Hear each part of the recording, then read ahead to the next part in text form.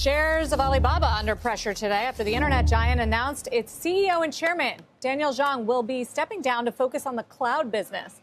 That's the focus of today's Tech Check segment with our Deirdre Bosa. Deirdre, what's behind this move?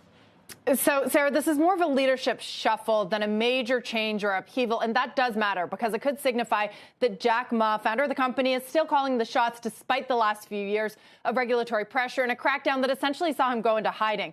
Two veterans of the company, and they are Jack Ma insiders, Joe Tsai and Eddie Wu. They take over as chairman and CEO, respectively.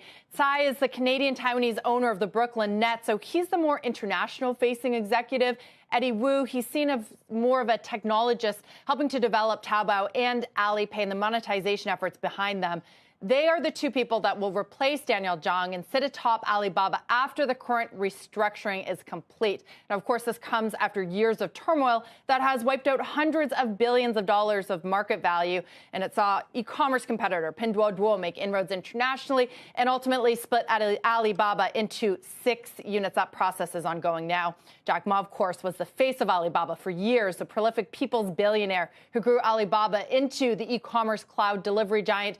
As he was about to bring another company public, Ant Group, the authorities in Beijing began a crackdown that not only on that company, but on him and Alibaba as well. So, Sarah, it would be reasonable to think that Beijing had to approve this new leadership and let Ma install 2 of his own insiders, although they, Tsai and Wu, they likely would have to have good relations with the government. Tsai in particular, I find an interesting one because he is now leading or head of one of the biggest Chinese companies, and he himself doesn't hold a Chinese passport. So that could signal that Alibaba is going to make a bigger international push. This comes after rival Temu's success here in the U.S. Remember, guys, had that commercial during the Super Bowl, and more price-conscious shoppers have really been turning to this app, which is owned by Pinduoduo, and that is Alibaba's competitor over in China.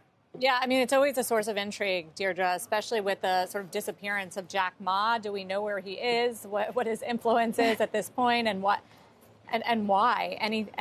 Whether some of these decisions get made because of sort of like larger political questions there. Right. So he's no longer sort of persona non gratis. He's been around, and, insiders would say they hear from him at the company. He's not totally stepped away, but certainly as the face of the company, he has his future sort of, I'm not sure we exactly know. He said that he wants to focus on philanthropy, but it is so interesting. Remember, over the last few years, and this kind of went under the radar, but Beijing taking what's called as golden shares in some of the biggest companies, Alibaba as well as JD.com. I'm not sure about Pinduoduo, but I can look into that. And that essentially gives them veto rights or kind of behind the scenes control. So that's why this is so interesting, too, that these two are placed at the top. Because they are seen as being close to Jack Ma. So maybe that relationship is getting a little better between Beijing and Alibaba. However, I would note hundreds of billions of dollars of market value wiped away later. So it's happening in the wake of that when Pinduoduo has really had a chance to come up and be a stronger rival and find more success.